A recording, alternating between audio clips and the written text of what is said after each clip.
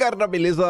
Como é que vocês estão? Meus amigos, hoje é dia de dossiê para falarmos do Patinho Feio, uma história que eu tenho certeza que todos vocês já ouviram alguma vez na vida. E em qual contexto isso se encaixa nas discussões políticas? Pois bem, temos um texto que realmente se chama O Patinho Feio e eu acho que ele conecta não só as discussões relacionadas a Brasil versus Estados Unidos, Magnitsky e algumas coisas que estão acontecendo nas redes sociais, como também as eleições de 2026. E vocês sabem que eu sou bom de conectar os pontos. Enfim, na primeira parte do vídeo de hoje, eu tinha pensado em falar do judiciário. Saiu até um editorial do Estadão hoje falando dos 7 anos do inquérito das fake news, algumas coisas ligadas ao Banco Master. Mas ficou tanta coisa para comentar que eu falei, vixe, só amanhã pra gente falar do Banco Master de novo.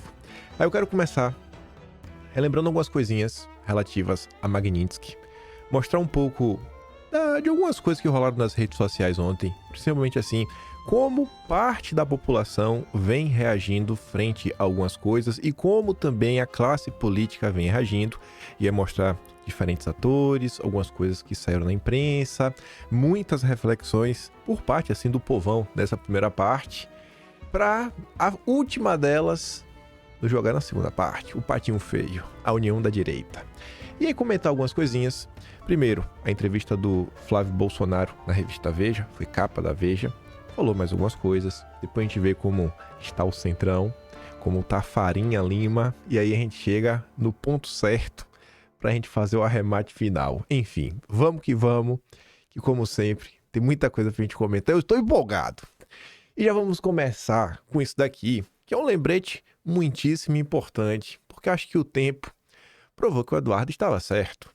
Vocês lembram que meses atrás, quando teve aquele relatório da Polícia Federal vazando mensagens, né, das discussões entre Eduardo Bolsonaro e o Jair, e o Eduardo até utilizando de palavras duras, né, com o próprio pai, que um monte de gente ficou, meu Deus, não se fala assim e tudo mais. E o pessoal não parou, talvez, para olhar com mais calma, né, o que é que vinha sendo dito, o que é que vinha sendo alertado. E aí o Edson fala o seguinte, né, quem ainda se lembra dessa conversa aqui de Eduardo Bolsonaro com o Jair no início de julho, vocês se recordam de como descascaram ele, chamando ele de derrotista, chantagista, iludido? Aí o que é que Eduardo falava? Se a anistia light passar, a última ajuda vinda dos Estados Unidos terá sido o posto do Trump. Eles não irão mais ajudar. Há quase 6 meses, Eduardo vem tentando avisar que qualquer tipo de acordo, né, caracu, seria para os Estados Unidos a confissão que não se ajuda quem não quer se ajudar. E de novo, no dia que se prova que Eduardo estava certo, a narrativa da direita insuportável é que ele não conseguiu ler o cenário político nacional e internacional, que confiou demais, que ele agiu de menos. Enfim, quem avisa amigo é. Os nossos ilustres deputados, influencers, estavam avisados desde o meio do ano. Dali para frente, acabou a desculpa da ignorância, só sobrou a má-fé com o projeto bolsonarista e com a vida de Bolsonaro. Depois, novamente, não digam que não foram avisados sobre quem está do lado do povo. E tá ali a postagem do Eduardo, né? Se a anistia lá de passar, a última ajuda vinda dos Estados Unidos terá sido o posto do Trump. Eles não irão mais ajudar. Temos que decidir entre ajudar o Brasil, brecar o Supremo e resgatar a democracia, ou enviar o pessoal que esteve num protesto que evoluiu para uma baderna para casa no semiaberto, e isto sem falar que o Supremo pode decretar essa intervenção do Congresso no regimento interno da Corte como inconstitucional, pois violaria a separação dos poderes. Neste cenário, você não teria mais amparo dos Estados Unidos, o que conseguimos a duras penas aqui, bem como estaria igualmente condenado final de agosto. Eu não acho que vale a pena, mas te oriento a buscar conselho com outras pessoas. Tire do cálculo o apoio dos Estados Unidos. Que estratégia você tem para atingir, né, qual objetivo? É simples. É o que Eduardo falava, né? E óbvio, tudo que está acontecendo agora foi só por conta do pele da dosimetria? Não, não foi sobre isso. As questões ligadas à Venezuela com certeza pesaram, principalmente algumas coisas relacionadas ao próprio Brasil, alguma negociação com o governo, em torno de algumas pautas, redes sociais, quem sabe terras raras. Não foi só uma coisa só, mas o Eduardo avisou, né? E a própria imprensa falou sobre isso, inclusive teve aquela postagem do Landau, falando, né? Nós vemos aqui a questão do pele da dosimetria como um avanço. E o Samuel Pancher postou, né, uma mensagem que ele recebeu de um funcionário, né, do governo americano. Ele colocou, inclusive, uma mensagem ontem em inglês, e o cara, inclusive, enxergou a questão da dosimetria. Ele fala como um projeto de anistia, que de anistia não tinha nada. Mas vamos lá. Você lembra que no vídeo de ontem a gente comentou sobre essa postagem? A Angélica falava, resumindo, se a Magnitsky pegasse, o mérito era do time trabalhando intrepidamente nos Estados Unidos. Não pegando, a culpa é da direita inteira. Gostei, vou adotar. E a Beyoncé de Ouro Preto respondia, é o que sobrou. E a gente comentava no vídeo de ontem, né, a safadeza de quem distorceu a postagem do Eduardo Bolsonaro, a nota pública, dizendo que Eduardo estava culpando o povo e muitas coisas. Pois bem, Eduardo ontem apareceu para responder a Angélica. Ele falou o seguinte, esse tweet resume bem o motivo pela qual estamos nessa situação. Enquanto eu e o Paulo Figueiredo trabalhamos sem recursos para dar um mínimo de liberdade, inclusive a ela, a pessoa está pensando que fizemos isso, né, visando capital político. E olha que Paulo nem político é. Ela nos mede com sua própria regra moral. E, ao que parece, arranja adeptos na direita que faz igualzinho. Só bota a cara se for para benefício próprio. Eu acho que é fácil de imaginar, né? Quem é esses adeptos da direita que Eduardo está se referindo. Caso contrário, fica sendo problema dos outros. Por isso, em minha nota, eu critiquei os jogadores que estão em campo ao citar a sociedade brasileira e os canalhas de plantão, com interesses políticos pessoais, correram para dizer que eu estava criticando todos os brasileiros na tentativa de jogá-los contra mim. Quem foi que fez isso, hein? Quem foi que escreveu um textinho, parecendo que pediu pro ChatGPT escrever de 3 parágrafos? Mano, não... Ai, culpar o povo é errado. Quem foi que ficou jogando o povo contra Eduardo? Quem foi o deputado federal por Minas Gerais que fez isso?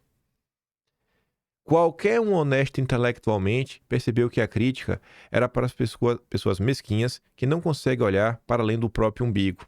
Estava fácil de entender quando o Eduardo falou de sociedade brasileira e estava falando de setores que têm força de lobby, força de pressão, o alto empresariado, a própria classe política, né, a turma do agronegócio que pouco se moveu. Mas, por alguma razão, né, tem uma ala da direita que não perde a oportunidade de atacar o Eduardo. No mais, só digo que nada está acabado. Haverá mais capítulos desta história e minha maior preocupação é estar do lado certo, ombreado de homens que sabem o que é, né, e fazem o justo. Que Deus nos ilumine, abençoe, pois é assim que nós venceremos. Pois bem, o Gil Diniz, reforço o que Eduardo disse, dizendo, né, todos estão vendo os que silenciaram sobre o trabalho de Eduardo Paulo Figueiredo. Esse tempo todo, né? Todo o povo tá vendo. A população toda não. Ontem eu tava passando pelo Instagram pra ver. Instagram é um universo paralelo. O pessoal lá é emocionado demais, viu? É a turma da União da Direita. Não ajudaram com recursos, não ajudaram sequer com apoio moral, com publicidade, mas se acham os paladinos da virtude. Obrigado por todo o esforço, Eduardo. Siga firme.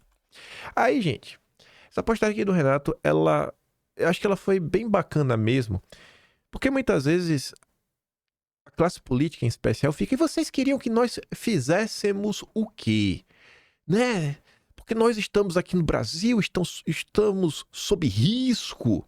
A turma tem esse papo, né? Tenta se proteger por trás disso. Muito fácil falar de longe, Eduardo está de férias na Disney. E o Renato vem para pontuar isso, inclusive com coisas que aconteceram na época, que mostra que assim, bicho, tinha muita coisa que podia ser feita.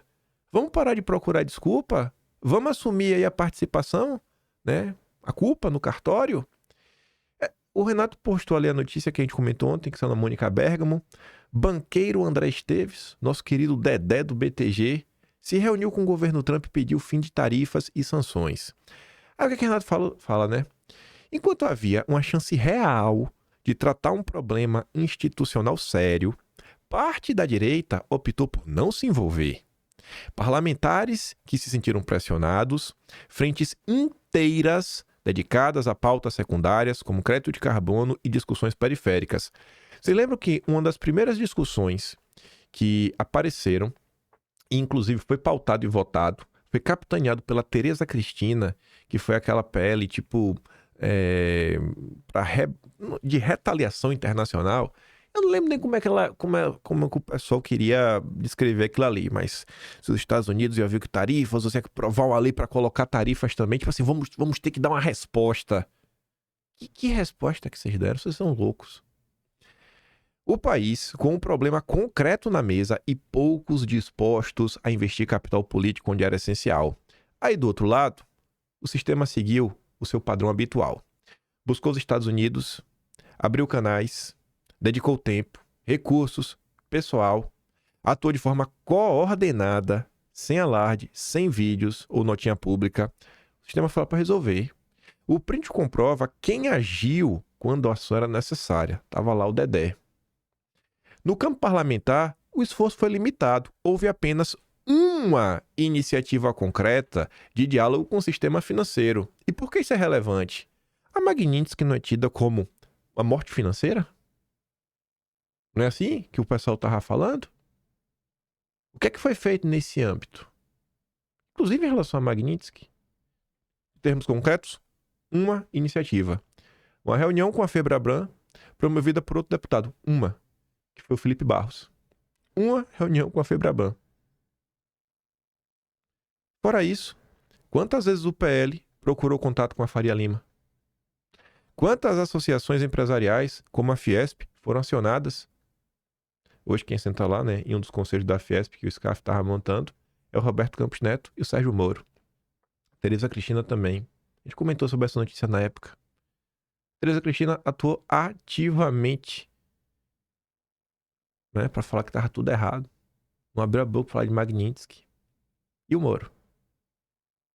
Não houve articulação coletiva, prevaleceu o silêncio. Então, assim, não precisava vir com um discurso, sabe, duro, de embate contra o regime e tudo mais. Não, mas tinha muita coisa que poderia ser feita, sabe, chamar, ir em busca. Mas esse silêncio não parece ter sido acidental.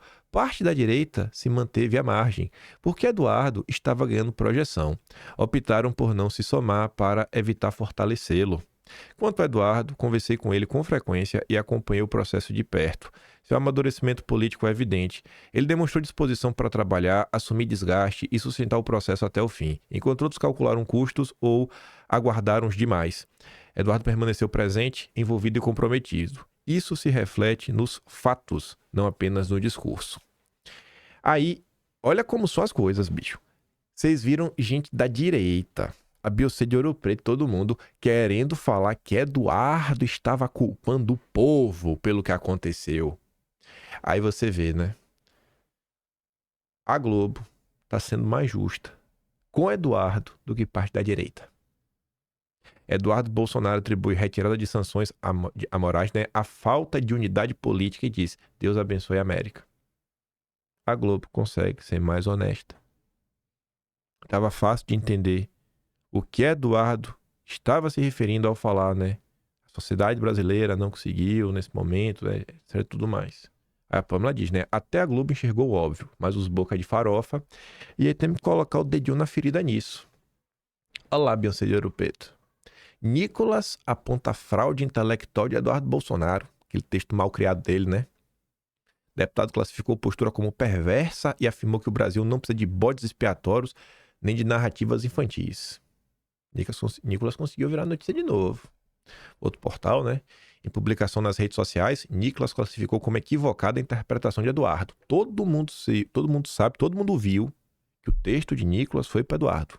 E por que eu tô trazendo isso aqui de novo, já que a gente já falou sobre isso ontem? É só para martelar de novo? Não. Tem um motivo. E o motivo começa aqui. Nicolas postou lá o texto dele, atacando Eduardo e mentindo, tentando jogar o povo contra Eduardo. E quem é que apareceu para endossar o texto do Nicolas? Ou talvez eu não possa usar essa palavra, né? A deputada federal Bia Kicis. Eu ia escrever sobre isso, Nicolas, mas você disse o que eu penso. Por isso vou apenas repostar suas palavras. Abraços. Bom, parece que a Bia Kicis está endossando, né? Você disse o que eu penso. Por isso vou apenas repostar. Pronto. Aí, por conta desse comentário, as pessoas comuns deixaram mensagens. para a deputada Bia Kicis. E não foram mensagens de amor, nem de apoio. E aí a Bia Kicis voltou para as redes sociais para tentar se explicar. Porque na direita brasileira, os deputados no máximo se explicam. Eles nunca estão errados, eles nunca pedem perdão. Aí o que é que a Bia Kicis diz? Não endossei a resposta do Nicolas ao Eduardo. Ué, mas como não? Tu não endossou? Cujas ações dos Estados Unidos eu sempre apoiei, endossei uma manifestação que repudia brigas e divisões. Não, Bia. A postagem do Nicolas é um ataque direto ao Eduardo em diversas frentes diferentes. Até sugerir que Eduardo não tem caráter foi sugerido. Pera aí, pô. Você. Aí, isso que me dói. Vem a Mai Souza. O erro de Mai foi saber ler e escrever. O erro da Mai Souza, uma mulher comum do povo, o erro dela foi saber ler e escrever. Porque ela fala assim, ó, você fez das palavras dele as suas, ou seja, você endossou. Agora que viu a repercussão, vem com essa. Aí o que é que a deputada federal Bia Kicis faz com a pessoa comum? Já vi que você é daqueles que torcem pela briga. Não, Bia, ela não torce pela briga não, ela torce pela verdade. É diferente. Não tira o cidadão comum pra idiota não, Bia, pra otário. Para de tratar o povo como otário. Aí a Mai Souza rebate, ó. Mas você disse o que eu... Ela botou aspas, né? Porque a Bia escreveu. Você disse o que eu penso. Por isso, vou apenas repostar suas palavras. Isso pra mim é endossar. Não tente subestimar a minha inteligência e a de muitos outros. E ela colocou o print. Eu só coloquei esse print aqui mais colorido, mais bonitinho, porque tava meio feio. O print tava preto. Eu gosto de usar mais branquinho assim, até pra ir pro Atlas.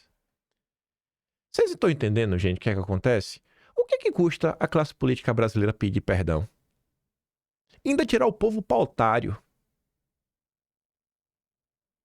Até quando, pô? A gente vai ver nesse cenário que vai ficar um bando de idiota se escondendo. Eles sempre se escondem atrás disso.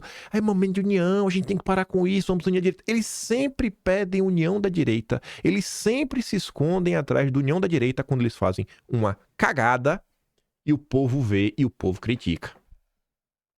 Tirar a Mai de analfabeta, Bia, de não saber ler, que tá torcendo pra briga, não, ela tá trazendo a verdade. E a verdade, às vezes, tem poucos amigos. Aí vai fazer o quê? Vai fazer um tweet também genérico, Bia?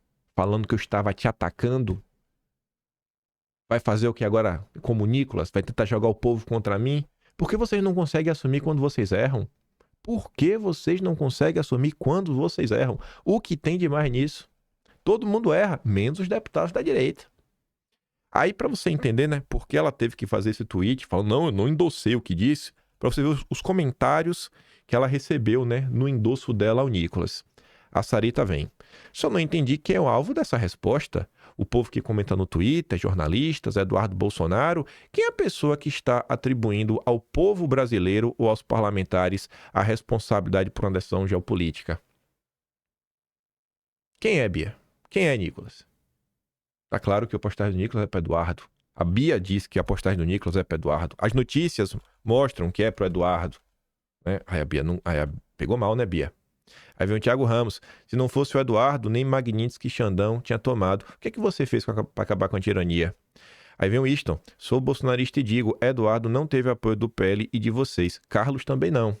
Eu não lembro de nada da Bia em relação a Santa Catarina. Bolsonaro preso, Damares visitando a Papuda. A sociedade brasileira que o Eduardo fala são agro, os políticos da direita, os empresários que estão sendo entubados com impostos, né, omissos. A gente vive num país que pessoas comuns parecem ter melhor interpretação de texto que os deputados federais, que ganham mais de 40 mil reais. Aí a Gisele, não fizeram absolutamente nada para apoiar Eduardo e o Paulo nos Estados Unidos, ainda criticaram. As sanções americanas foram ser uma oportunidade desperdiçada. Mas agora que foi por água abaixo, quem estava há bastante tempo convenientemente calado resolveu aparecer para fazer discurso. Não, a culpa não é de quem apoiou Eduardo e o Paulo. Isso inclui Nicolas, que jogou contra. Ficaram esperando dar errado, porque se desse certo, a glória iria para Eduardo, que tentou fazer algo. Gente pequena, miserável, egoísta, mesquinha e traíra. Isso aqui é a opinião do povo. Peregrina das Montanhas, você é covarde e resolve atacar Eduardo? PQP, você é dissimulada, sabe que é incompetente, precisa atacar uma pessoa para se mostrar importante. Isso é patética. Você tá entendendo por que ela teve que fazer um tweet depois? Não estava endossando não, porque o povo se revoltou. Desculpa, Bia. Parece que vocês vivem em Nárnia. Aquela sua postagem hoje dizendo que um dia a gente perde, outro a gente ganha foi muito feliz. A situação é gravíssima e vocês fingem que não é com vocês. Aí o Júnior Japa. Vocês estão se perdendo cada vez mais, dia após dia. Lamentável. Tiago, cadê as organizações de manifestações seguidas, uma da outra? Vocês não fizeram o mínimo junto do povo, vocês aceitaram vários acordos do Mota, foram enganados todas as vezes e agora, com a tal dosimetria, mais uma vez foram enganados. Estão deixando muito a desejar. Ronaldo Ribeiro, tá muito tranquilo para vocês, com seus mandatinhos e dinheiro pingando na conta. Aí a Glauce, eles, o Eduardo e o Paulo, não falaram sobre o povo brasileiro, falaram sobre os representantes do povo brasileiro. O poder de articulação pífio da direita é pior que o filme dos Trapalhões. A Itália Gion. Então, a gente está pagando um bando de poste e Bolsonaro que lute? É isso que vocês estão entregando pra gente? Eduardo lutou para um monte e só pediu que vocês, como parlamentares, fizessem seu papel de apoio. Agora ficam nos jogando contra quem luta por nós? Não vai colar, Bia. Vai jogar o povo contra Eduardo? Rapaz, velho. Eu gosto muito dos textos da Sheila. Sheila Etsuki, duas mulheres que escrevem boas reflexões. Ela compartilhou a postagem falando o seguinte, né? Eu sinto nojo absoluto desse corporativismo podre de deputados e senadores. Covardes. Assuma os erros grotescos, crassos e fatais que vocês cometeram. Eduardo entregou a oportunidade perfeita para pressionarem, tentar derrubar o tirano ou, no mínimo, um afastamento. A hora de anistia. Me lembro claramente quando Eduardo se posicionou e mostrou a estratégia a ser adotada. Se a anistia light passar, a última ajuda vinda dos Estados Unidos terá sido o posto do Trump. Eles não irão mais ajudar, disse Eduardo ao pai em diálogo de julho. Esse alerta mais tarde se comprovaria para a tristeza de muitos e a alegria de alguns. Vocês lembram que no início Eduardo e Paulo Figueiredo falaram que era a tarifa Moraes? O que é que o PL fez? É culpa do Lula. É tarifa do Lula. Eduardo falando claramente, tarifa Moraes. O que é que veio o PL fazer? Não é do Lula. Qual a necessidade disso? De transferir a culpa? Tirar o alvo de um lado, colocar do outro? Uma campanha de marketing do Duda Lima, endossada pelos deputados federais da direita? Eles preferiram seguir o Duda Lima do que o Eduardo. E depois de não fazer absolutamente nada, vocês ainda insistiram nessa trama, à la carte, de não reconhecer os próprios fracassos, a pior atitude possível. Aliás, virou moda. Deputados e senadores, medrosos, né, bloquearem eleitores e trancarem a conta para não lidar e ouvir as merecidas críticas. Isso é um padrão, gente. As pessoas estão lá, não, os deputados de direita não querem que vocês critiquem eles, não. Eles ocultam mensagens, né, apagam, bloqueiam pessoas. É incrível, bicho. Incrível. Vocês não falaram só com anistia, fecharam os olhos para muitas pautas. E aí ela cita ali várias coisas que foram acontecendo nos últimos tempos, que se você parar para ver, independente de ter números para provar, você vê que o pessoal mal discute. Vou dar um exemplo. Quando Felipe Barros apresentou, por exemplo, o projeto de lei das ONGs, quantas pessoas falaram sobre aquilo? Quantas pessoas endossaram a pauta? Todo mundo adora denunciar a presença do Jorge Soros no Brasil, como o Soros enfia dinheiro em ONGs e essas ONGs trabalham pela censura da direita e que isso tem que acabar. Aí quando um projeto de lei nesse âmbito é protocolado, quem foi que abriu a boca? Tá estranho, né? Enfim, aí depois a Sheila senta a porrada ali em vários momentos, eu nem vou até pular, para depois falar, né? Por que bancar a quem só atrapalha, sabota e nos apunha pelas costas? Estão lá confortáveis, contando com a memória curta e o desânimo dos eleitores. Defendem o indefensável, se protegendo uns aos outros como máfia, sem a menor conexão com a realidade do cidadão comum. Essa conversa ridícula de não temos culpa é a hipocrisia pura e descarada. Aí lá vem o Marfinha. Não sei por que tem gente tentando se explicar. Todo mundo acompanhou as redes sociais. Aí gente implorando, bicho, pra deputado dar um RTzinho no Eduardo. Pô, compartilha Eduardo. Pô, compartilha a entrevista do Eduardo na vez. Dá destaque, pô, pras denúncias que estão sendo feitas, pro que tá acontecendo. Eduardo só tá apanhando. Ajuda aí. A gente viu o senador articulando dosimetria. Afinal, a anistia ajudaria Bolsonaro. E aí os planos políticos do senador iriam por água abaixo. A gente viu pastor reclamando de bandeira dos Estados Unidos. Não, aí não pode, veja bem, é o 7 de setembro. A gente viu jornalista e veículo de direita, por motivos políticos, também sabotando o trabalho do Eduardo.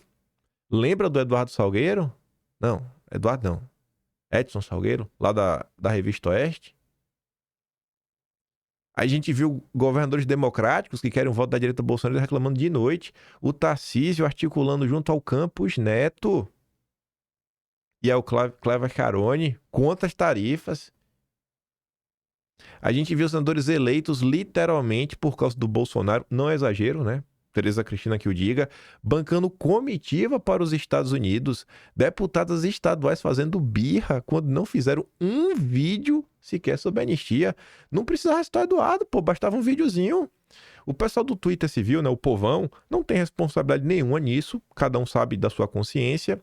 Quem sabotou, não ajudou, fez contra a iniciativa do Eduardo, sabe que enterrou a liberdade do pessoal do 8 de janeiro. É simples assim. Em poucas palavras, Atsuki fala muito e diz: alguns assistiram em silêncio. Outros jogaram gasolina na construção do navio do Eduardo. Jogaram contra. Ah, não é assim que se faz. Estratégia errada. E ninguém falava qual era a estratégia certa. Aí depois do incêndio, espalham as cinzas no ar, na esperança que a memória do povo, né, também se perca com o vento, para ver se o povo esquece. E então ordenam a pacificação. Vamos unir a direita, gente. Vamos parar de brigar. A gente agora tem que se unir. É sempre esse papo. Não é falta de vontade de agregar, mas é duro esse comportamento que nunca vem acompanhado de uma meia-culpa. Não tem meia-culpa, não tem. Aí aqui um exemplo, né? O pet do Deltan. Chiquinho. Mentiroso compulsivo. Ei, Deus, chega! Nosso capitão prisioneiro de guerra, temos que cuidar do navio, não colocar fogo nele. É hora de colocar a bola no chão, arrumar o time, reagrupar. O jogo ainda está sendo jogado, sem união seremos triturados. Agora você quer união? Mas tua turma não quis unir. O Partido Novo só jogou contra. Atacaram Eduardo das mais diversas formas. O teu líder, o teu chefe, tá controlando todo mundo. Olha o que o teu presidente, porque tu é do Partido Novo, né? O teu candidato a presidente, o Zema, falou. Mais de uma vez contra Eduardo. Por que tu não foi meter dedo na cara do Zema? Por que tu não foi mandar o Zema calar a boca e pedir união da direita? Quando o Felipe Dávila, o candidato do Novo a presidente de 2022, que segue filial do Novo, estava lá na festa do Zema, está sempre na Jovem Pan, também ataca a direita. Quando ele escreve artigos no Estadão atacando a direita, atacando o bolsonarismo, tu não fala nada? Aí agora tu quer unir a direita, Chiquinho? Aí o Edson fala: rapaz, isso aqui é muito esquisito, pô. Quando existia um fato a nosso favor, vindo de uma ponte com os Estados Unidos, ninguém queria botar a bola no chão e se unir. Ninguém queria. Ninguém queria deixar diferenças para amanhã. Por que só agora? A única resposta possível é que queriam ver o capital político do Eduardo Bolsonaro se esvair, ou seja, vencer, parecer chucros, para ir voltar com os próprios planos, né? Que gente baixa. E a gente vai voltar no tom do que a gente estava comentando aqui, quando a gente fala do patinho feio. Mas vamos por partes. Essa mesma turma, né, que quer aproveitar o momento o seu projeto político. Não querem se unir em torno do Flávio. Será que vai ter união em torno do Flávio? Eu não tô vendo a união em torno do Flávio. Chiquinho já falou, meu candidato é o Flávio. O Partido Novo já falou, meu candidato é o Flávio. Já oficializou. Meu candidato é o Flávio. O Zema já foi, meu candidato é o Flávio. Se ele que me quiser de vice, eu até vou. Se não, eu vou para senador. Não sou mais nem candidato. Meu candidato é o Flávio. Já começou? E aí? Cadê a união, Chiquinho? Deltan já deu a ordem? O candidato é o Flávio? E aí? O que o melhor vença? Em nome do Pai, do Filho e do Espírito Santo do Brasil. Tá ali, né? A capa da Veja, em nome do Pai. Por ordem do ex-presidente, Flávio entra na corrida ao Planalto, espalha incertezas entre aliados e embaralha ainda mais as cartas da oposição para as eleições de 26. Enfim, a Veja publicou 2 notas sobre isso. Peguei os principais pontos. Uma é a análise da revista, outra é falando realmente com o Flávio, né? Tem entrevista, na verdade, está disponível aí na internet para assistir. E eles transcreveram algumas perguntas e respostas. Mas começando pela análise lá da Veja, né? Flávio entra na corrida ao Planalto e espalha incertezas entre aliados. Rapaz, o Flávio só me trouxe certeza, velho. Certeza que eu vou fazer campanha com gosto. Certeza que a gente realmente vai ter uma direita antissistema, preocupada em resolver o Brasil. Um cara preocupado com a censura, com a perseguição, com a violência urbana, com a violência no campo também. O Flávio só me trouxe certeza. Só me trouxe certeza. Não sei quem que tá com dúvida. A ordem do capitão serviu para mobilizar a tropa bolsonarista e lembrar eventuais colegas de fronte que o clã fará de tudo para se manter no jogo. Também serviu para levar a pressão sobre aliados por anistia pela liberdade do ex-presidente. Em primeiro momento, o sentimento que se espraiou na oposição a Lula e entre os que desejam o PT fora do Palácio do Planalto foi de frustração. Oi? Eu vi o contrário. Inclusive, a Folha de São Paulo provou isso em números. Lembram daquela matéria mostrando como foi a repercussão e o endosso à candidatura do Flávio nas redes sociais? Aí tá fazendo, na oposição a Lula, os que querem o PT fora foi de frustração? Não, isso daí foi na Faria Lima e no Centrão, e entre as Tarcisetes. A reação mais emblemática foi de Tarcísio. Preterido, Tarcísio foi procurado por Flávio logo após o anúncio, mas demorou 3 dias para se manifestar publicamente, e quando fez, provocado por repórteres, foi evasivo.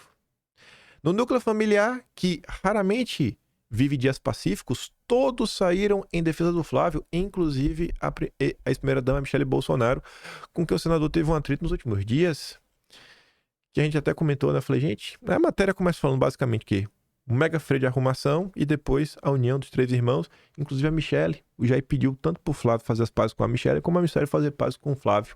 E graças a Deus, tá aí, sem certezas, só certezas. Aí a entrevista transcrita, né, alguns pedaços, é essa. A candidatura é viável, diz Flávio Bolsonaro em entrevista à Veja. Aí uma das perguntas era, o que o senhor, que tem anistia como prioridade eleitoral, achou do PL da dosimetria aprovado na Câmara? Aí o Flávio diz, né, é um texto horroroso que confirma que o Legislativo continua sendo tutelado por outro poder, mas quero dar os parabéns a todos os deputados que aprovaram, porque é o que foi possível fazer. O debate foi proibido. Para que fosse pautado o projeto, a condição foi não mexer no conteúdo, senão sequer seria pautado. Foi mais uma demonstração do tamanho de Bolsonaro, que seguirá preso, mas diz que topava pagar esse preço para as pessoas como a Débora do Batom poderem voltar para casa e ver os seus filhos. Obviamente, nossa luta não para por aí. Aí depois pergunta, o que o senhor acha, né? Desculpa, o senhor acha que a aprovação foi uma reação à sua candidatura? E ele diz, nós já vimos há meses pedindo que fosse pautado esse projeto. Minha candidatura não estava relacionada à anistia nem nada. O que eu sempre falei foi o seguinte, a única condição do Flávio não ser o candidato é que o candidato seja o Jair. Já que o sistema está impondo que não pode ser o meu pai, eu vou ser o candidato. Não há nenhuma possibilidade de voltar atrás. Meu nome está colocado e vamos começar a debater mais ideias. Pretende manter o seu nome na disputa mesmo sem o apoio do Centrão? O cara acabou de falar, né? Não tem mais volta. Aí ele vai de novo. Não vou retirar a minha candidatura. Os partidos que quiserem caminhar conosco vão ser muito bem-vindos. Mas eu tenho um partido político, sou do PL, tenho garantida a legenda. O presidente Valdemar está me dando todo o suporte. Minha candidatura é muito viável, está colocada e é irreversível. Sinto no coração que ela é um projeto de Deus, não um projeto de vaidade, é um projeto para o país. Eu me sinto muito preparado. Na hora que chegar a eleição, é Lula versus Bolsonaro de novo. No teu outro cenário.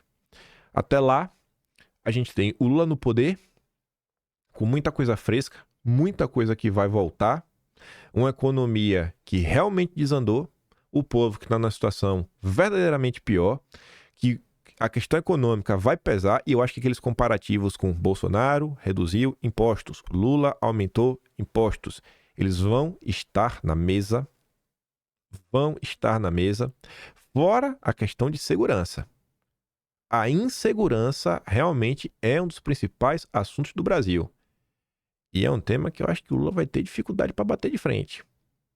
Some a isso o fato, que eu ainda acho, né, que com todos esses poréns, o Tarcísio vai estar jogando a favor. Diferente de 2022, que o Tarcísio era só candidato, o Tarcísio agora é governador. Teve tempo para mostrar alguma coisa, né? Tá com a máquina na mão, que pode trazer não só mais votos para ele do que ele teve em 2022, se eleger no primeiro turno, e trazer muito voto pro Flávio, como no segundo turno, né? Você ainda tem, acho que esses partidos todos do Centrão. Não sei se o Lula vai conseguir acomodar todo mundo numa frente ampla como foi antes, que todo mundo viu que não tinha espaço. E eu acho que diante da viabilidade da candidatura do Flávio, que o Centrão está fazendo a parte dele, que é se fazer difícil. Alguma hora, eu acho que eles vão ceder em troca, né, de um processo, de quem sabe assim, um pedaço, um ministério, uma coisa ou outra. O Flávio mostra, as pesquisas vêm mostrando que tem uma rejeição menor do que a do Lula. O Flávio não é o Jair. Algumas falas não vai dar para usar contra o Flávio. Eu acho a candidatura do Flávio extremamente viável. Quem fala o contrário deve ter segundas intenções. O senhor comporia uma chapa com Tarcísio? Na teoria parece uma chapa dos sonhos, mas na prática seria um grande desperdício. Por que Tarcísio, né, é super bem avaliado pela competência e pelo trabalho em São Paulo? Precisamos olhar para a floresta inteira, não apenas para uma árvore. Em 22, Bolsonaro ganhou de Lula em São Paulo com a vantagem de apenas 5 pontos percentuais. Não tenho nenhuma dúvida que, com Tarcísio, né, sendo candidato à reeleição, nós dois juntos, ajudando um ao outro, poderemos aumentar essa diferença no Estado e impactar o resultado final das eleições no Brasil. A direita corre o risco de ir fragmentada contra o Lula, e ele diz, né? Com o nome Flávio Bolsonaro à mesa, a primeira coisa que acontecerá será a união da direita. Haverá uma consolidação do nome indicado por Bolsonaro. Foi ele o político que tirou essa direita do armário. As pessoas tinham vergonha de falar que eram de direita. E esse legado aí ninguém tira do Jair. Aí, vamos ver, né? A união da direita, que deveria existir, mas está deixando a desejar. Primeiro veio o Cláudio Dantas. Análise. Ao livrar Dom Pedro III, Trump isola Flávio e impulsiona Tarcísio. Oi? Trump impulsiona Tarcísio? Aí o Ebert comenta, né? Pois é, velho. Só faltou o regime combinar com o eleitor de direita, que deve estar achando ótimo, ver Tarcísio de abraços com Lula e Xandex, lá no SBT. Aí, falando de união da direita, né? Eu acho que uma hora vai ter que ceder. Mas até então não. O presidente do partido Tarcísio, né, Marquinhos Censura, diz que ainda há muitas águas para rolar. E ele tá certo nisso. O papel do Centrão é esse. Ele vai fazer isso, o Ciro Nogueira vai fazer isso. Eles vão ficar empurrando. Possivelmente até... Abril é o grande ponto. Abril é o grande... na verdade, sim, abril é o primeiro marco. Abril é o marco que a candidatura do Tarcísio se esvai. Se eles não conseguirem emplacar o Tarcísio até abril, se esvai, porque o Tarcísio não vai sair do governo sem a certeza. Se ele não sair do governo, acabou. Aí, até julho, eles devem ainda tentar o Ratinho Júnior se a candidatura do Flávio já não tiver consolidada. Mas eu acho que tem uma tendência forte já ano que vem, a depender do desenrolar, fevereiro, março. É Flávio Bolsonaro na cabeça. Imagina quando o Flávio Bolsonaro começar a rodar o Brasil. Eu não sei se vai ter o mesmo efeito. Mas tu já imaginou se tiver o mesmo efeito Bolsonaro, Flávio chegar nos aeroportos e tá lotado de norte a sul, leste a oeste? Vixe Maria. Em jantar, Centrão pressiona Flávio e diz que Tarcísio é o melhor nome. E o Renato diz, pô, o Centrão não teme a derrota eleitoral, teme a irrelevância. A direita, né, a direita bolsonarista tem uma cara muito clara. É difícil você se passar por direita quando tem um bolsonarismo no meio do caminho, né? Que puxa muito pra direita. Aí o Centrão, que gosta de falar que é centro-direita, fica parecendo que é de esquerda. Só parece, né? Porque o Centrão não é. O Centrão não joga junto ao Lula. Essa é a raiva dos caras. Flávio diz, né?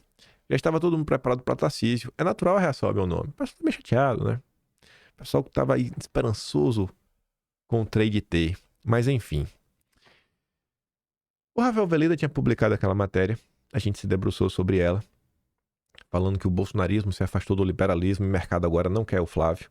Eu não vou trazer essa matéria de volta, mas eu coloquei aqui para servir de introdução para outra coisa que rolou.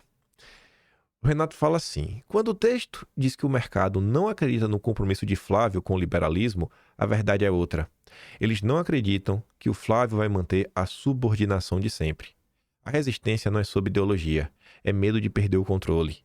É medo da direita parar de entregar o seu programa econômico para meia dúzia de bancos e gestores da Faria Lima. Fala, não, cara, não vai ser vocês que vão cuidar do governo, vai ser a gente, viu? Fica aí de boa. A gente vai trabalhar pelo Brasil, todo mundo vai ganhar, não só vocês. Todo mundo. principalmente o povo. Aí, falando aí do mercado, da Faria Lima, a Bloomberg vem nos contar que o Fábio Barbosa, que é lá da turma da Natura, né? É o presidente do Conselho da Natura. E grupo de empresários buscam candidatura de centro para apoiar a 26. Nossos amigos liberais, né? Um membro importante de um dos grupos de empresários executivos dos mais proeminentes do Brasil mantém esperança de que surja um candidato de centro na eleição presidencial do próximo ano. Não pode ter ideologia, gente. Não pode, sabe? Tem que ser pragmático, técnico. E critica tanto a esquerda quanto a direita por não enfrentarem os desafios econômicos e sociais do país. Não. A direita não enfrentou, não. Não enfrenta, não. Quem enfrenta é o centro. Fábio Barbosa, presidente do Conselho da Natura, integra um grupo que se alinhou a Simone Tebet, que terminou em terceiro lugar em 22. Ele tem conectado políticos com visões semelhantes a líderes empresariais, executivos e profissionais liberais para tentar construir um novo caminho para o país. Não tem novo caminho, eles só querem manter tudo como está. A Renato compartilhou essa notícia também, né? E fala, cara, esse movimento ele não nasce porque falta o centro no Brasil. Nasce porque uma parte da elite econômica não consegue mais transformar a sua agenda em voto. O problema não é a polarização. É que o projeto que eles defendem não cria maioria social. A ideia do candidato racional aponta para alguém que preserve o mesmo modelo econômico de sempre. Estado organizado, Estado organizando o ambiente para grandes grupos privados, reformas sem divisão real de custos e ganhos e política tratada como variável técnica. Não é um projeto nacional, é a tentativa de reapresentar o mesmo com outra embalagem. Quem está por trás disso não é irrelevante. Bancos, grandes empresas, conselhos corporativos, a turma ESG. Esse campo não está fora do poder. Ele continua bem representado nas instituições, no judiciário, na regulação e no debate público. O que ele perdeu foi a capacidade de mobilizar a sociedade. Por isso a busca não é por liderança nem por voto popular, é por alguém que traduz essa agenda sem precisar disputá-la de verdade, né, com o povão, com o país real. Aí, mais uma, para a gente chegar no patinho feio depois dessa. Depois dessa a gente chega no patinho feio. Aí tudo vai fazer sentido. Para Faria Lima, nem Paulo Guedes viabiliza Flávio Bolsonaro em 26. Pronto, não dá. Flávio Bolsonaro não dá. Economistas da Faria Lima, tradução. A turma da ortodoxia liberal, o dogma brasileiro do tripé macroeconômico. Avaliam que nem mesmo a indicação de Paulo Guedes daria viabilidade política à intenção do Flávio concorrer. Não, eu acho que viabilidade política são votos populares. Não é a Faria Lima, sabe? Não precisa do voto deles. Precisa do voto do povo. O povo é a maioria. Aqui é um punhado de gente. Cabe, sei lá, numa Kombi, né? Comparado com o Brasil real. Comparado com o Brasil de verdade, sim, 90% do Brasil até um tempo atrás ganhava-se 10 mil reais. Né? Então, assim, não precisa disso.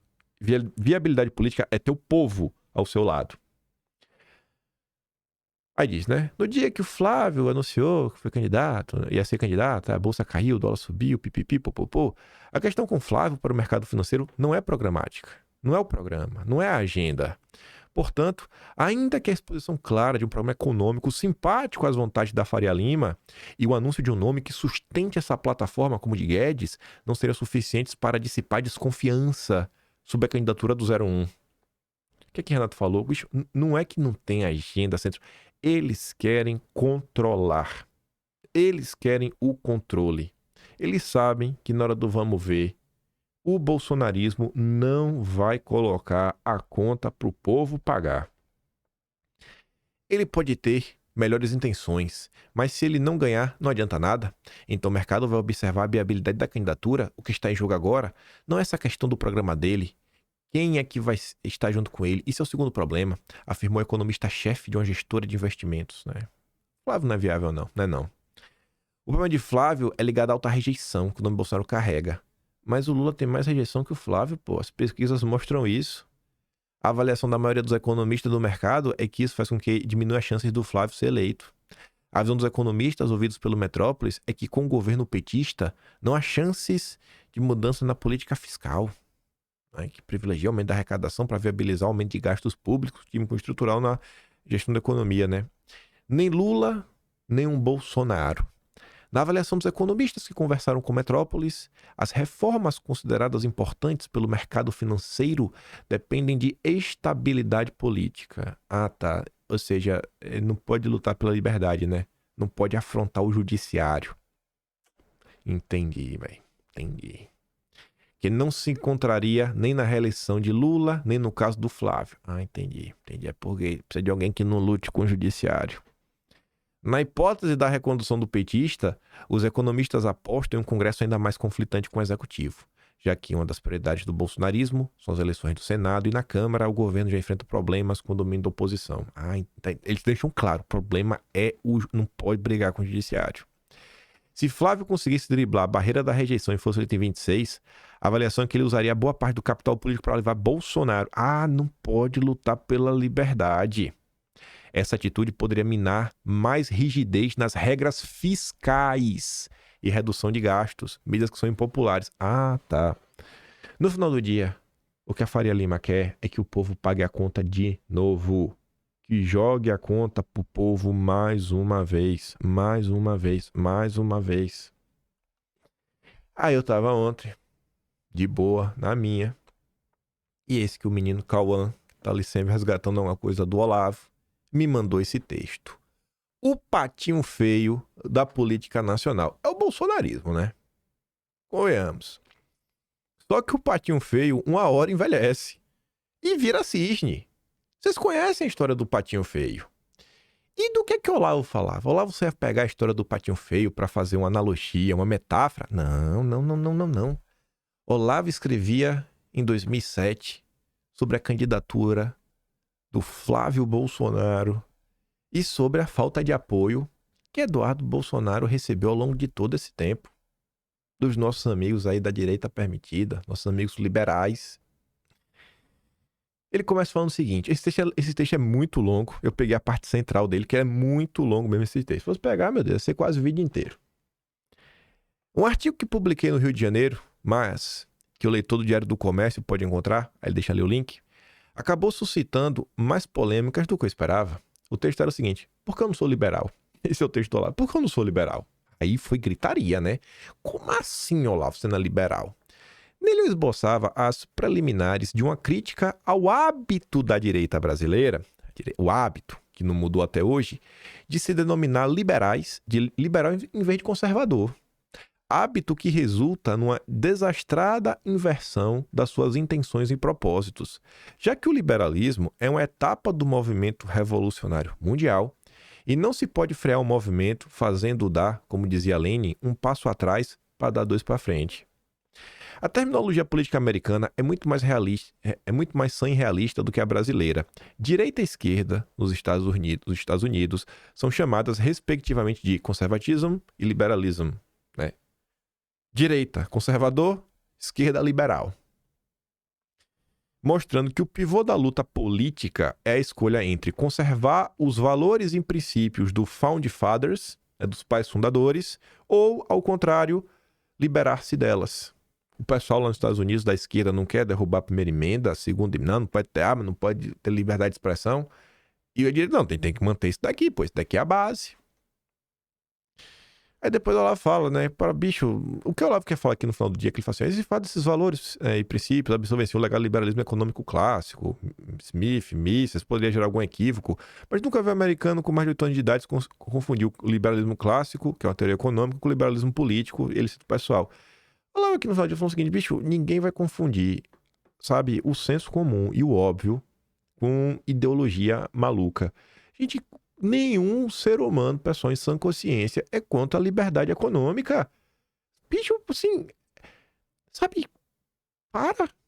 Vou dar aqui um exemplo religioso. Pega o Japão.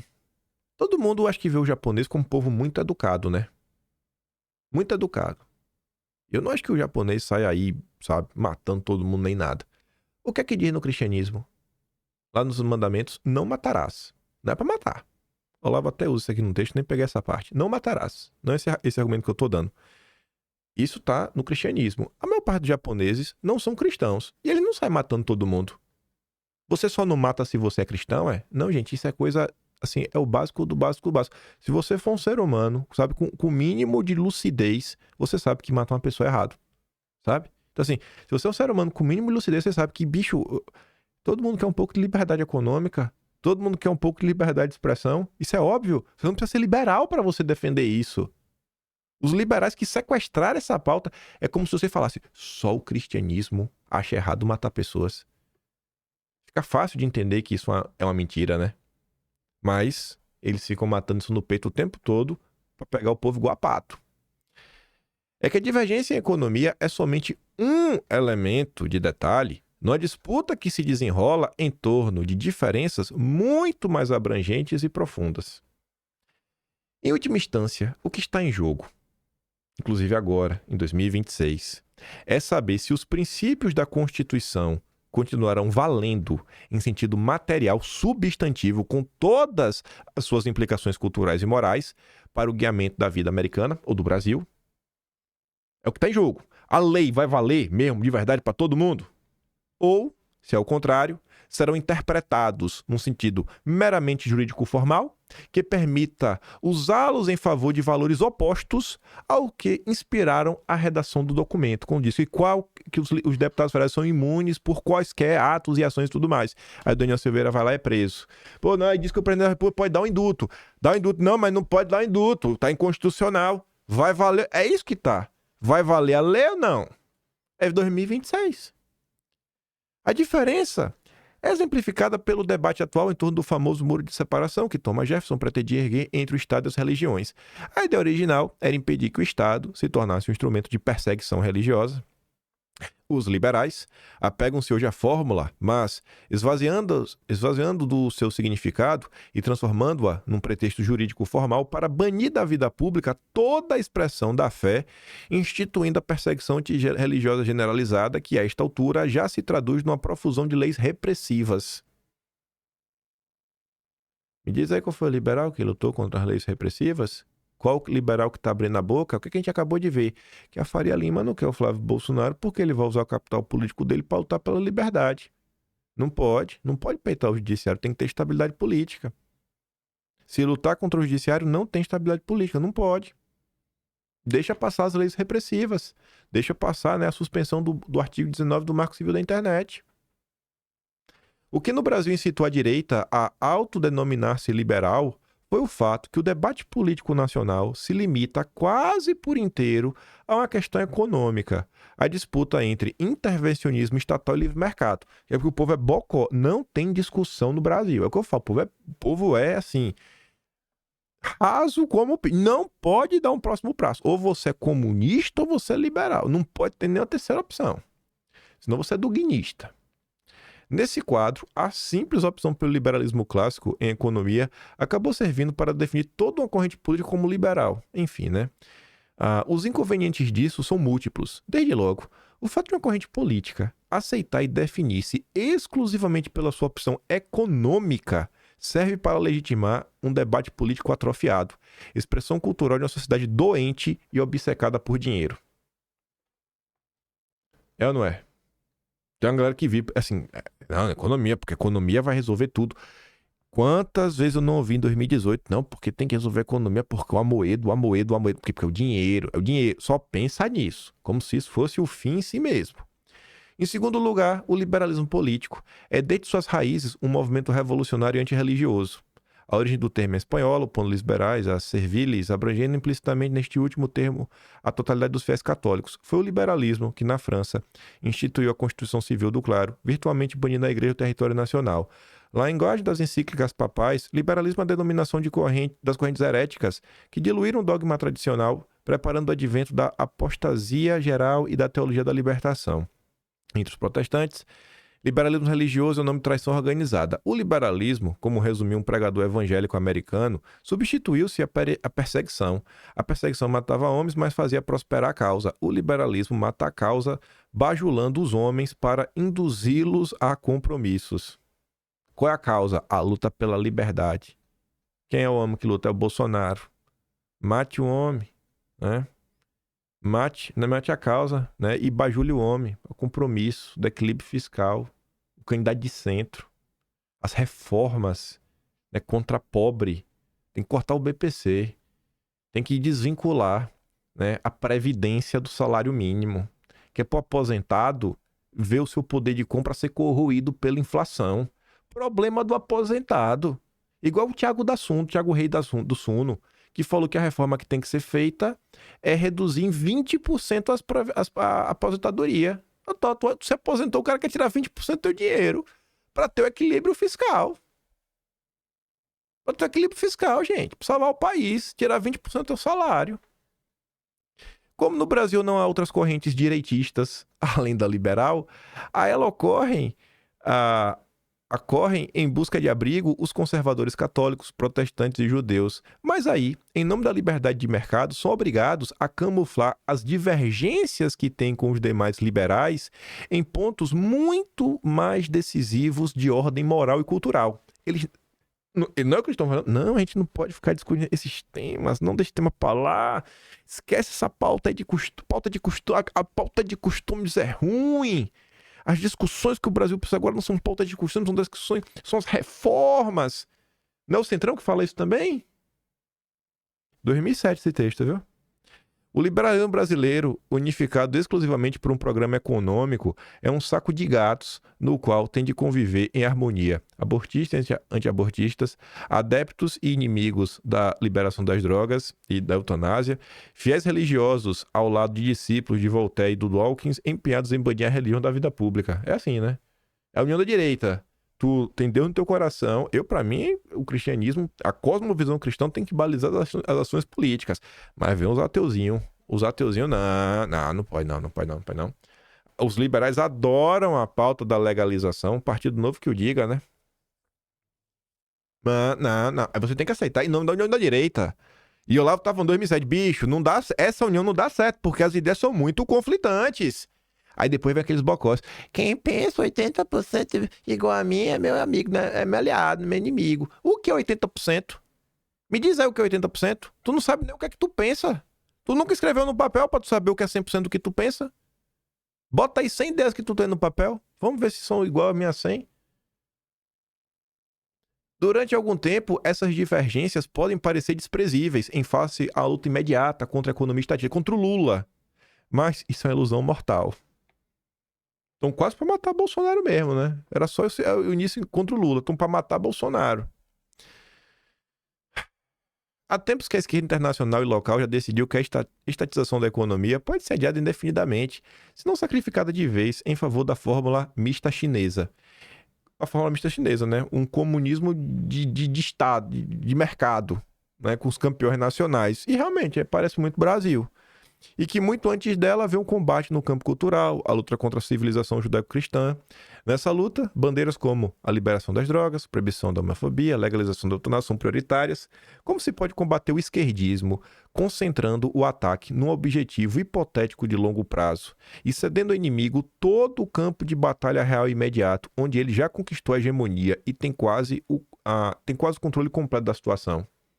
Essa é exatamente a fórmula estratégica do liberalismo brasileiro, que no seu enfrentamento com os esquerdistas tem de se limitar à argumentação econômica para não pôr à mostra suas profundas e insanáveis divergências internas.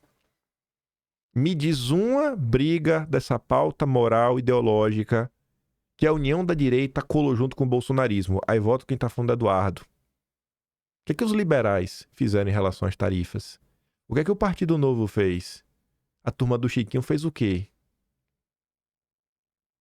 Jogaram o Bolsonaro na cadeia, né? Foi para limpar o terreno e possibilitar uma discussão séria desse problema que eu escrevi o artigo, né? Porque eu não sou liberal. No Brasil de hoje, é isso que se chama de ler. Aí ele fala assim, o povo não sabe nem ler direito o que eu escrevi. Primeiro, atribuir intenções ao autor e discutir com elas, não com o autor, né? É o que eu digo. É como até o Constantino adora me tratar. Tava ontem mentindo sobre mim de novo. Meu Deus, é um mentiroso. O charlatão é um mentiroso compulsivo. Aí você fala, bicho, reclama sobre o que eu falei, das minhas ideias, do que eu disse. Não das minhas intenções ou o que você acha sobre mim. Ou, sei lá, né? Para de inventar. Segundo, transpor o texto para o modo imperativo, interpretando como se fosse a expressão de um desejo ou ordem, uma tentativa de interferir na realidade e não de compreendê-la. A função denominativa, descrever e analisar a realidade, era totalmente desconhecida nesta parte do mundo. E quem quer que cometesse a imprudência de falar ou escrever alguma coisa nessa clave seria automaticamente traduzido para as outras duas. É como é o Brasil. Não tente raciocinar sobre o que está acontecendo. Você tem que pegar a realidade e socar na sua visão de mundo, É viés de confirmação. Você tem que levar para confirmar o que você quer acreditar. Quem sabe que os sistemas de ideias têm uma estrutura própria, independente e diversa das intenções subjetivas e de seus seguidores, sabe? Cara, tu pode ter a intenção que tu quiser, mas o sistema de ideias, como a agenda liberal, tem estrutura própria. Tu pode ser a pessoa mais bem intencionada do mundo. Não vai mudar. Entende claramente que a distinção entre liberalismo e conservadorismo é exatamente aquela que eu expus. Se alguém não entende, é porque, levado por hábito pessoal ou grupal, anexa ao liberalismo valores externos, morais ou religiosos que não são logicamente integráveis na sua estrutura. Muitos do que caem nesse erro são apenas conservadores que se afeiçoaram por motivos de pura oportunidade local ao rótulo de liberais. O povo As pessoas adoram um rótulo. Adora. Eu sou conservador nos costumes e liberal na economia. Rapaz, o povo repete isso como se fosse um mantra. Aí,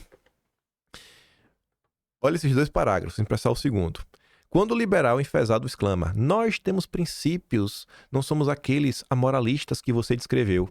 Ele mostra desde logo sua incapacidade de distinguir entre o arranjo terminológico local e a ideologia liberal em si. Mostra ainda sua confusão entre princípios e meras regras operacionais.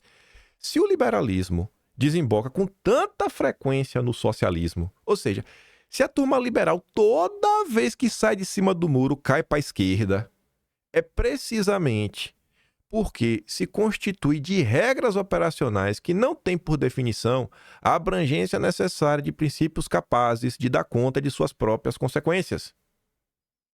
Sempre que cai do muro, cai para a esquerda. 2007, o que é que vocês estão vendo agora?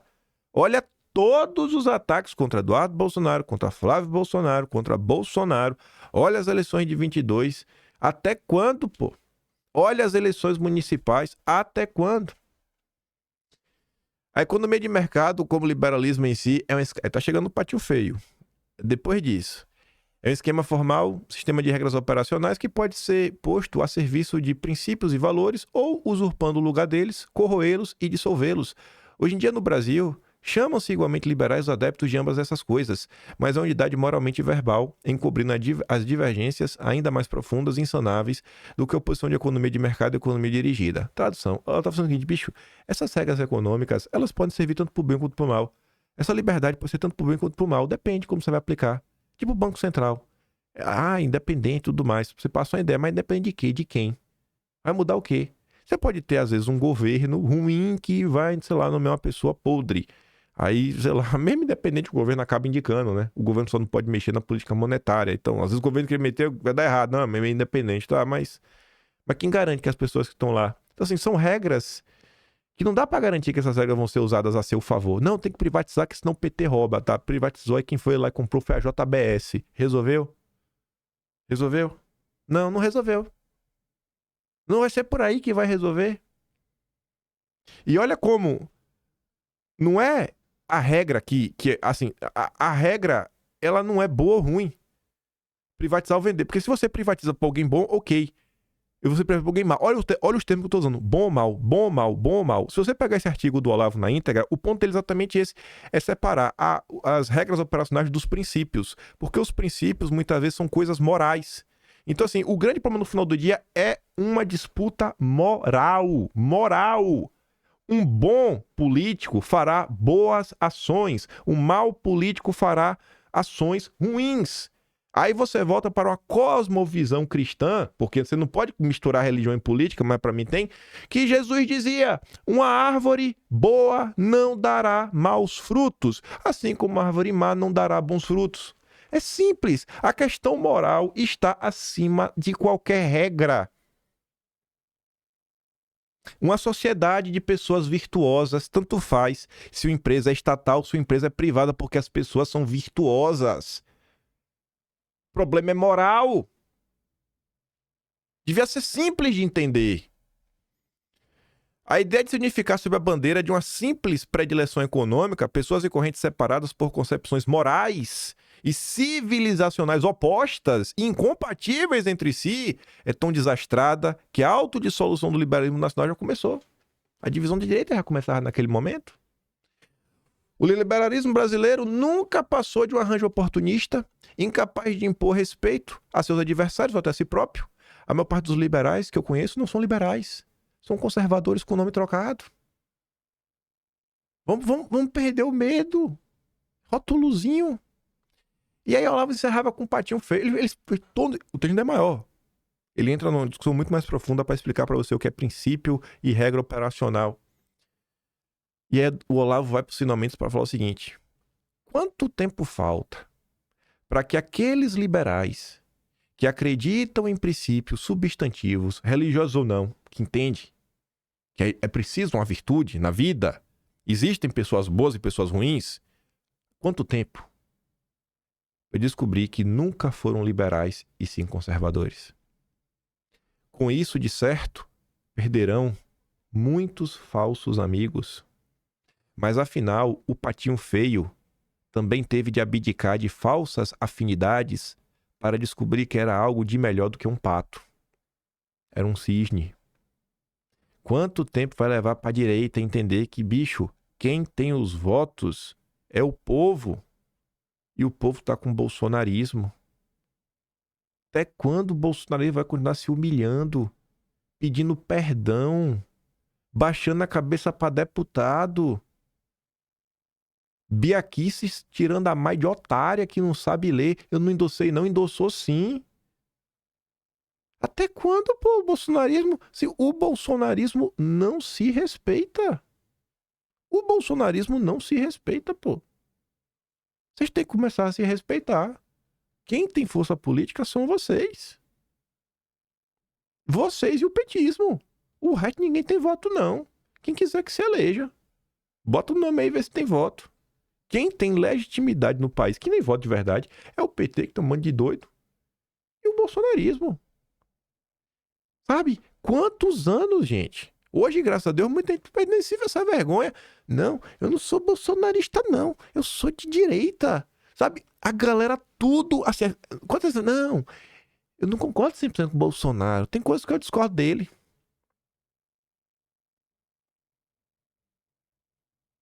É uma necessidade, sabe? De mostrar que eu... Não, eu sou um cara ponderado, eu sou um cara moderado. Meu amigo, eu não faço nem questão de ser de direita, eu sou bolsonarista. Eu tô com o Jair. E o Flávio Bolsonaro é meu candidato. Como eu tô com o Dudu. Na alegria e na tristeza. Eu tô cansado do regime. Eu tô cansado desse faz de conta. Eu tô cansado de deputado lacrador que faz videozinho na internet.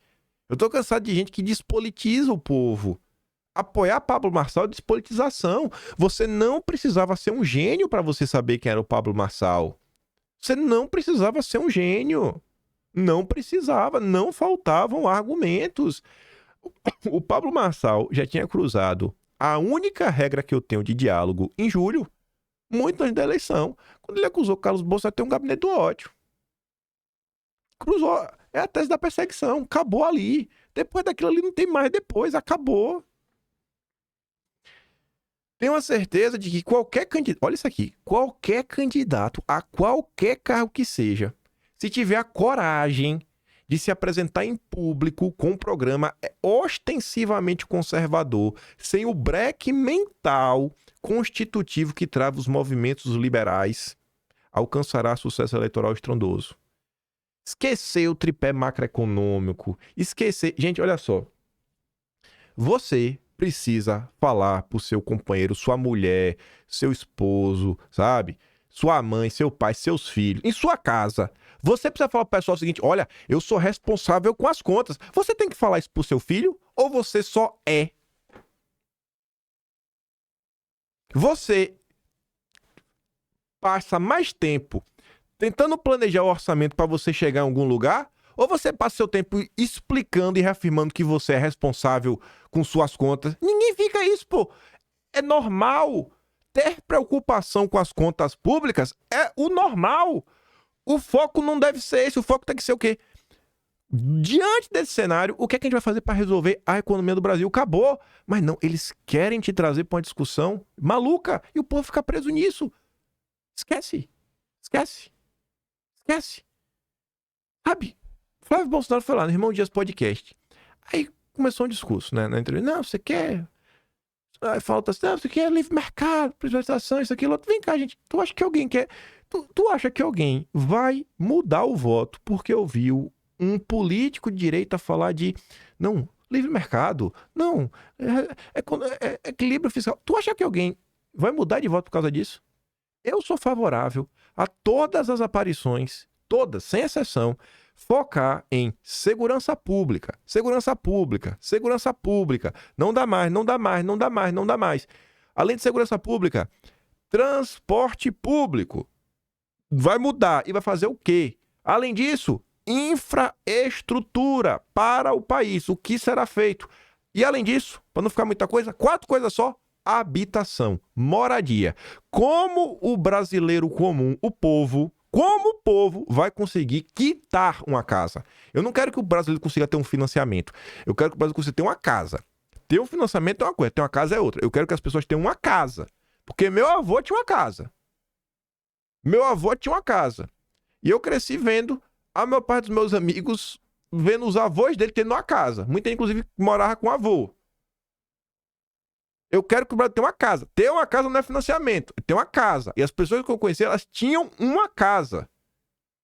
É uma loucura achar que é normal não ter uma casa. Não ter um teto. Como é que você cria uma família sem um teto? E vive sempre na preocupação. Essas 4 coisas. Tô cagando pro resto. Esse é o discurso que traz voto. Esse é o discurso que for conversar com o povo. Ai, que fiscal. Cala a boca, velho. Enfim, né?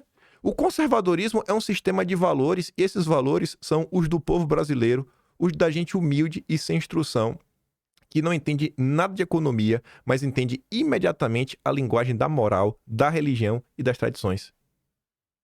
É isso. O povo vai entender. São dezenas de milhões de pessoas à espera de alguém que as represente na política. O bolsonarismo tem que parar de ter vergonha. Vergonha de si mesmo. Para! Só o conservadorismo pode atendê-las, mas antes tem de consentir em deixar de ser pato. É cisne. Não adianta. Fica a história do patinho feio o tempo todo querendo ser aceito. Cara, é cisne. E deixa os patos lá e vida que segue. Aí, olha que curioso. Sem brincadeira. O Cauã me mandou esse texto aqui ontem e eu tinha visto uma postagem do Jordan. Eu falei, bicho, o Jordan não tava louco. Ele compartilhou uma postagem do Ricardo Oliveira, vereador eleito, né, com apoio de Bolsonaro. Vereador, pô, querendo dar ordem. Quem quiser ouvir, ouça. Quem quiser deixar de me seguir, deixe. Mas vou dizer aqui com a nossa única opção para vencer o Lula, Tarcísio. Apoiar o Flávio não quer. Agora o vereador quer dar ordem. Aí o Jordan fala assim, ó. Qualquer pessoa que Bolsonaro apoiasse em 2022 teria 55% dos votos em São Paulo, porque era o candidato da direita. Botasse o cachorro caramelo. E aí agora, tem um grupo radical ao redor do Tarcísio querendo que ele tente dar um golpe dentro da própria direita contra Bolsonaro. Aí é o que ele diz, né? Outro erro do bolsonarismo é essa submissão ao liberalismo econômico. O pior que o Olavo falou isso, viu, Jordan? Não sei se tu sabia disso, mas 15 anos atrás, né? 15 não, 18 anos atrás, 2007. 18 anos atrás o Olavo falou sobre isso. Se assumir conservador. Eles se humilham diante desse pessoal, né? O bolsonarismo, que nos trata como insetos, como um bando de nada. Vou te falar uma coisa, se vocês forem firmes e romperem com esse pessoal, podem ganhar uma quantidade absurda de votos. Vocês podem ganhar o eleitorado pragmático e do Nordeste e não perdem o seu núcleo. O eleitorado liberal nunca foi de Bolsonaro, no máximo eles votam no Bolsonaro no segundo turno e mesmo assim com muito desgosto, porque a grande parte anula mesmo. E o Jordan fez outra postagem também falando, né? Este é o momento que Flávio Bolsonaro, como candidato à presidência, deveria romper formalmente com o liberalismo nos partidos de centro. E aí lá para as tantas, ele escreveu esses 2 parágrafos. Além disso, romper com o liberalismo econômico nos permitirá atingir fortemente o eleitorado de baixa renda, especialmente no Nordeste, e também o eleitor pragmático e independente que não se identifica com o liberalismo nem com o chamado centro moderado. Este último representa apenas uma pequena parcela do eleitorado e dificilmente votará nos Bolsonaro. Focar nesse eleitor moderado é perda de tempo. Nós não precisamos dos liberais, na verdade nunca precisamos. Eles sempre estiveram contra nós e sempre sabotaram nossos esforços. Agora, nos sabotam porque querem o Tarcísio, o candidato do sistema dos liberais. E para falar do povo e do Nordeste, não vou endossar 100% a fala da Dona Rosa não, mas para mostrar para vocês o povo e a percepção do povo. Certeza aí que a Dona Rosa sabe muito bem o que o povo gostaria de ouvir de um político. Vamos ouvir a Dona Rosa pra gente terminar. Saiu o aviso que Bolsonaro tinha escolhido o nosso presidente Bolsonaro, por ter respeito ao meu presidente. Presidente Bolsonaro, que escolheu o Flávio. Minha gente, numa roda assim, 3 homens, uma mulher, que ela é jogadora de vôlei, vou entregar, né? Só ela eu entrego. A jogadora de vôlei disse, esse nome de Flávio aí deve estar jogado para depois ser substituído por outro. Ela, e os homens. Eu quero saber, eu queria comprovação, mas comprovação mesmo, que o Bolsonaro escolheu o Flávio. Porque para ele chegar aqui e dizer que ele foi escolhido por Bolsonaro, é muito bom. Agora cadê a prova? Eu tomei um susto, sinceramente eu tomei um susto, viu? Eu digo, prova de quê? Não, porque eu queria que Bolsonaro, numa mesa redonda, cercada com os presidentes dos partidos, com todos os partidos de direita, os cacife, ele falou assim, eu não vou dizer o nome desse homem, senhor bem de idade mesmo, uns 80 anos ele tem. E eu queria que Bolsonaro sentasse numa mesa redonda, um monte desses cacife partidários de direita, né? Os donos dos partidos, olhando no olho de cada um e dissesse, o meu escolhido é Flávio. Minha gente, eu no meus 71 anos de idade, esse homem tem mais de 80. Eu digo, meu Deus do céu, quem é que vai dar um beliscão nessa criatura para dizer a ele que Bolsonaro está preso? Bolsonaro está preso, incomunicável. Só quem pode visitar Bolsonaro é filho dele e a Michelle. E se fosse mentira, a Michelle já tinha vindo cá fora e já tinha desmentido, porque na real realidade, que vocês queiram ou não gostam ou não, quem queria ser a candidata era ela. E o plano de toda a imprensa. Agora eu vou falar o que eu quero falar, isso aí é meu pensamento. Fale, dona Rosa. O plano da imprensa, o plano dos ministros do Supremo, o plano dos esquerdalhos, o plano de todo mundo era prender Bolsonaro, deixar Bolsonaro preso, entregar os votos de Bolsonaro todinho para Michelle ser a vice de Tarcísio pegava os votos de Bolsonaro e deixava Bolsonaro preso, mofando na cadeia. Mas Rosa, ele vai dar um indulto, vai não? E mesmo se ele der um indulto ao nosso presidente Bolsonaro, o Xandão, quando chegar no final do ano, ele veta. Ele vai fazer a mesma coisa que ele fez com o Daniel Silveira, que o nosso presidente deu um indulto para Daniel Silveira, e o Xandão foi lá e acabou com o indulto, anulou. O ano passado, Lula deu um indulto.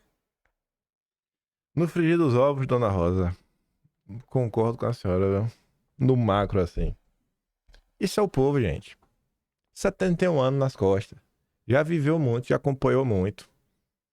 Certeza aí que cada coisinha na casa da Dona Rosa, ela lembra da dificuldade que foi. E ali atrás, ó. Essa imagem aqui parece que é um homem, viu? Parece que é Jesus Cristo. Aqui acho que eu nunca vi um liberal gravando um vídeo com Jesus Cristo nas costas. De pintar essa parede e comprar esse sofá, Dona Rosa. Deu trabalho, hein? Deu trabalho. Hora nenhuma apareceu o livre mercado para ajudar a senhora, né?